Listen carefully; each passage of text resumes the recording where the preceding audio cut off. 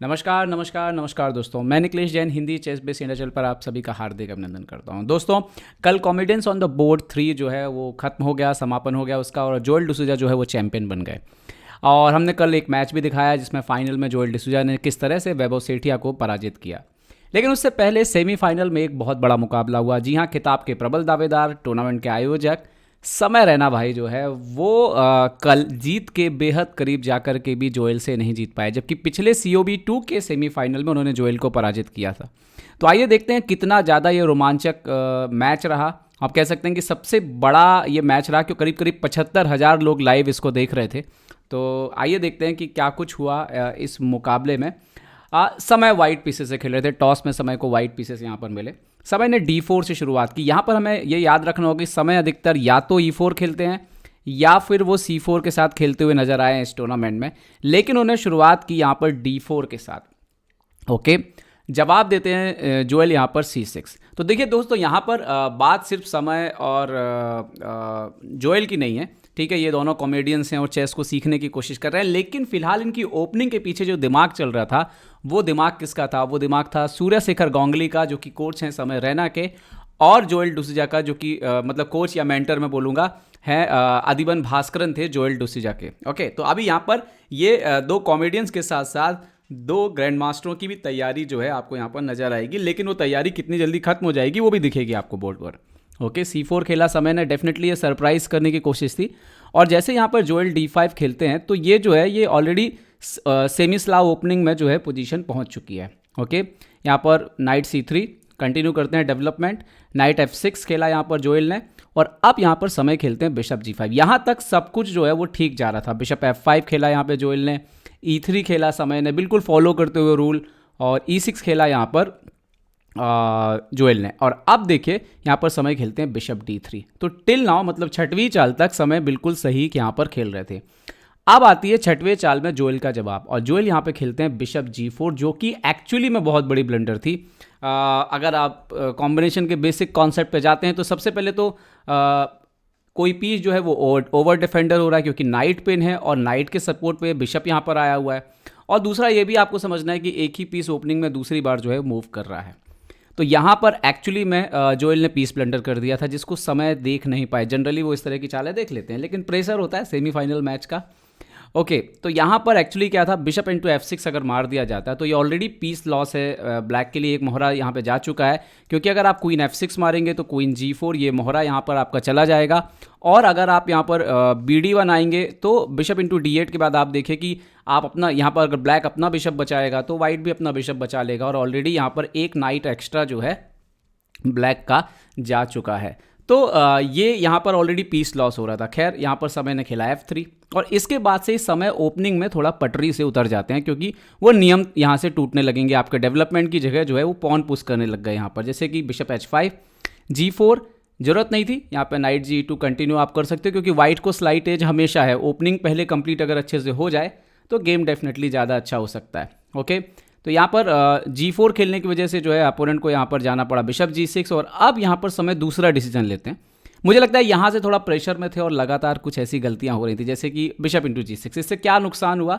फ़ायदा कुछ खास नहीं हुआ। नुकसान ये हुआ कि H फाइल ओपन हो गई, और ये कहीं ना कहीं जो है ये रिवर्स अफेक्ट कर जाता है आपके ऊपर अटैक होने में, और वही हुआ है इस मैच में, आप देखेंगे।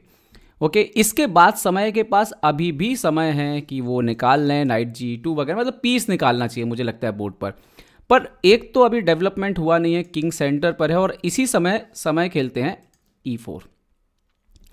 अब यहाँ पर क्या हो रहा है कि जब आपका डेवलपमेंट नहीं हुआ है और अगर आप पोजीशन ओपन अप कर दोगे तो ये आपके लिए काफ़ी नुकसानदायक हो सकता है। यहाँ पर जोएल ने पीस डेवलपमेंट जारी रखा बिशप E7, और अब समय फिर से खेलते हैं E5। तो अगर आप ध्यान दोगे पिछली बहुत सारी चालों में समय ने पॉन बहुत ज़्यादा मूव किए हैं, जैसे F3, फिर G4, फिर E4, फिर E5। मतलब पिछली अगर हम 5 चालें देखें तो उसमें 4 बार जो है पॉन के मूव्स हुए हैं। इन 4 चालों में कैसल भी हो सकती थी, बाकी का सारा कुछ डेवलपमेंट हो सकता था। तो ये यहाँ पे गेम में शुरुआत में थोड़ा ओपनिंग जो है बाहर चले गए ओपनिंग से। Okay, night FD7। अब उसके बाद ये जो एक्सचेंज आता है ये और ख़राब हो रहा है। क्यों? क्योंकि आप देखिए कि एक तो डार्क कलर पे आपके आसपास काफ़ी कमजोरी यहाँ पे क्रिएट हो चुकी है, सॉरी, और आपके डार्क कलर का बिशप नहीं है और क्वीन जो है वो गेम में आ गया है बिशप के एक्सचेंज होने के बाद, जबकि वाइट के पीसेस जो है काफ़ी देर से डेवलप नहीं हो रहे हैं। अब C5 किया। एक्चुअली ये प्रैक्टिकली थोड़ा ठीक डिसीजन है ताकि बोर्ड को थोड़ा क्लोज रखा जा सके, बंद रखा जा सके सेंटर से, वरना वाइट के लिए दिक्कत हो सकती है। लेकिन दिक्कत ये है कि इसके बदले आपको अपना कैसल खोना पड़ा। तो यहाँ पर क्वीन H4 चेक आ गया, जोएल ने चेक दिया, किंग F1 खेला यहाँ पर। तो गेम के शुरुआत में देखें तो छठी चाल में समय जीत रहे थे, ऑलमोस्ट डायरेक्ट जीत रहे थे।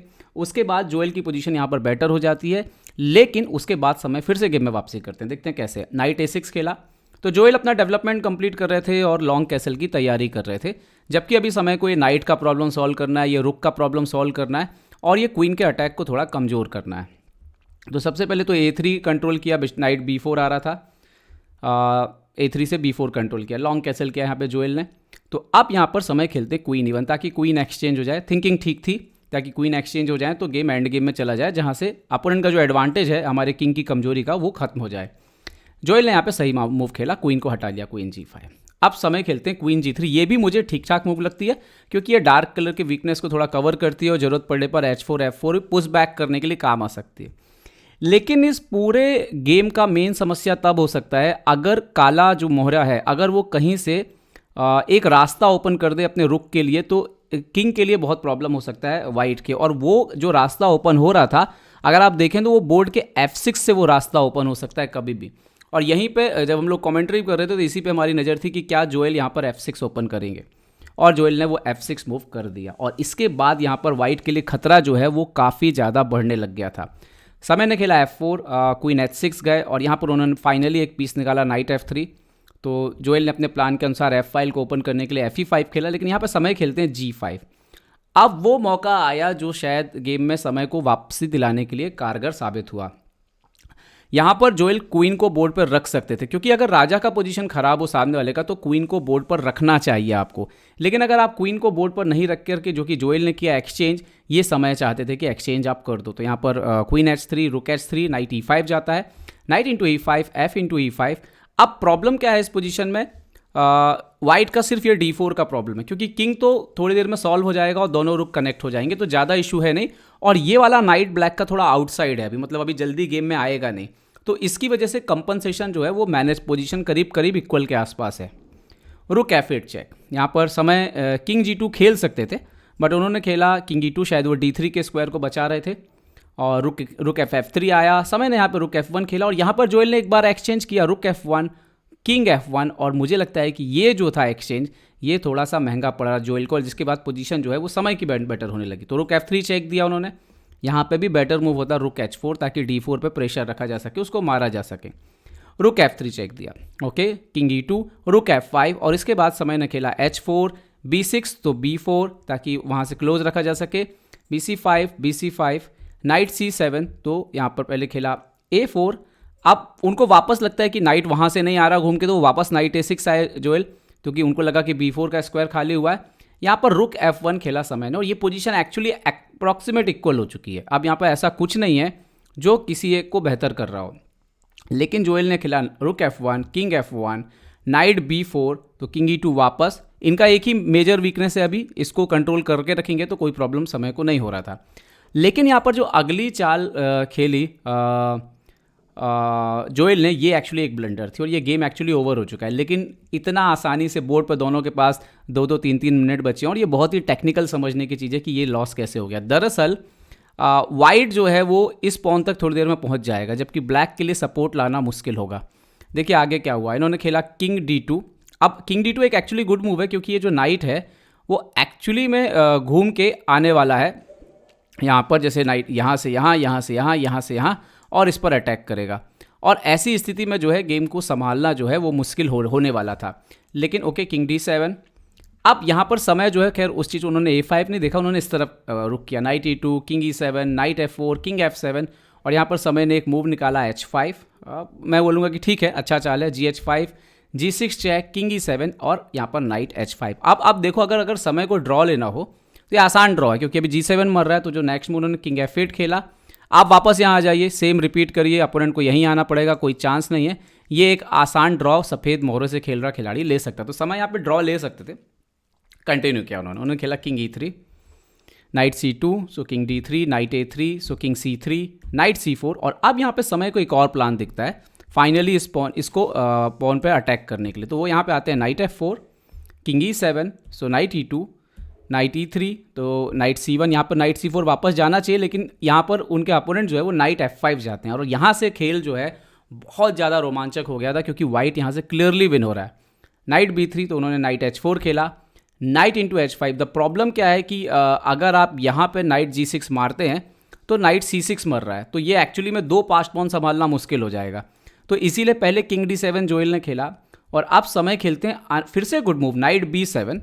अपोनेंट ने खेला king C7, so now night E8। Actually में इसके बाद जो पोजीशन एक क्लियरली लॉस हो गई थी, नाइट इंटू G6 यहाँ पर जोएल ने मारा और टाइम प्रेशर जो है वो समय के पास 1 मिनट से भी कम कुछ बचा था और यहाँ पर समय कुछ गलतियाँ कर गया, नहीं तो ये मैच क्लियरली विन है।